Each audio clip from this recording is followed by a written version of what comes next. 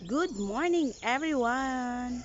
Today's video guys, I'm going to share with you guys all about banana guys. Kung unsa ka presyos ang banana fruit and kiniyang tree niya guys. Kana siya guys. Kana sa akong likod guys. Ayan. Ayan. Nga sa iyang stem padulong sa iyang mga dahon o sa iyang banana heart tanan na ay gamit sa iyaha guys, no? Before na ako i-share sa inyo ang mga variety sa mga banana, so first of all ayan na ako mga backup guys ng mga aso guys, every time nga I'm going to make a video. Ayan. And then back to banana guys, kanang iyahang punuan guys, pwede na to na siya ikumpay sa ato ang mga animals guys like cow, carabao and goat guys. Ilabi na karon kay summer karon og nangamatay ang mga grass nga mo'y pagkaon sa mga mananap guys. Nindot kay na siya kay ang stem ang good aning banana is tubig ang naa sa sulod. So mabusog gid ang mga animals nga imuhang pakanon. Ayan guys, so kana pong dahon guys, ayan, yung leaves ng banana guys, ginagamit po na guys para sa mga sweet and snack guys like suman, biko, putumaya,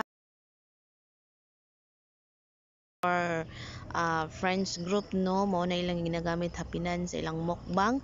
And then sa mga butter pod guys nga nagbaligya og butter, mao pod na ang ginagamit nila ang mga dahon, no. So mabaligya pod na siya sa merkado sa tanan nga naisagingan para ilang baligya didto, then ang market na dayon ang mag-distribute kay ang mga mamalitay pod aning dahon moadto ra man pod sa merkado.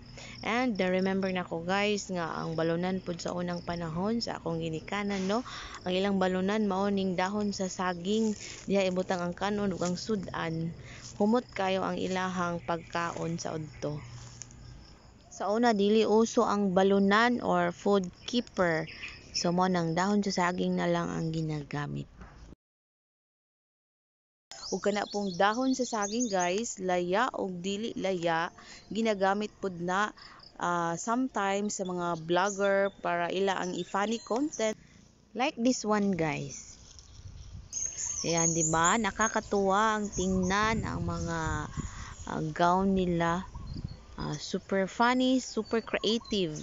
By the way guys, nang hindi pa nakasubscribe sa aking YouTube channel, please do subscribe and like na rin. At saka hit the notification bell para updated kayo sa mga bagong vlog na i-upload ko. Mga saging manurok ang mga mushroom guys. So kanang mushrooms pwede po nato na isudan. Lami kay na siya gisahon guys. So summer pa man karon, so wala pay mga mushroom nga manubo aning punuan sa saging. And lami kay ning sudan guys sa puso sa saging, gat-an ug gisahon. Super yummy and nutritious. Super precious ang tanang part sa banana. So itakol na to ang mga different varieties. Mao ni ang saba, lakatan, tundan, morado ug bunulan. So ang number 1, saba nga banana. Mao ni siya guys kung hinog o kani ang hilaw kaning green pa guys, mailhan gid nimo pud ning saging nga gulang, no, kay kana ang busog siya. So kung lungagon siya inani, pwede na siya makaon directly, pwede pud siya kaonon hilaw guys, no. Naagya pud tayo daghang benefits kung kaonon nato nga hilaw ang hinog nga saging. Ang saba ang pinakadaghan nga klase nga mapagpilian nimo in terms of pagluto sa snacks, no, kay pwede siya kani ang sugba, hinog na siya guys no, isugba dayon pwede pud siya iprito with sugar. So lami gyapon kay na siya guys kay makabusog siya. Dugay ka gutomon ani kung kani imong snack. Pwede pud siya ituron kani banana turon. Pwede po nimo pikason ang banana para modaghan ang imong turon. Pwede gid kay ni siya sa business guys, maka ginansya gid kag daghan. Pwede po niya sliceon o gagmay, inaana lang siya, pritoon diretso with sugar kani pod. Maruya siya guys. Oo, lami gyapon ning maruya nga klase sa pagluto sa saging nga hinog nga saba. And number 2 guys, ang lakatan. No, super delicious, dagko ni siya ang lakatan guys. Gagmay ang tundan, mao ning tundan guys. Gagmay siya, nagkalain-lain pud ang klase sa tundan no, nay gagmay ug nay pinakagagmay gyud no. So, lami gid ni siya kaunon og gulang gyud nga ayha na siya harbison kung sakto na ang iyang pagkagulang. Kay kung linghod man gud nimo siyang pilayon guys, so dili kaayo yummy og busok ang saging kung sayo og kuha. So mao ni number 3 ang bunulan. Pwede ni siya himuon siya nga kanang tapioca guys, isagol sa tapioca para pang merienda o snack gihapon ni siya guys. So pag export gyapon niya atong bunulan guys, ilabi na diri sa amo ang nation diri sa Philippines, kay more on planting ta diri sa banana nga bunulan pang export.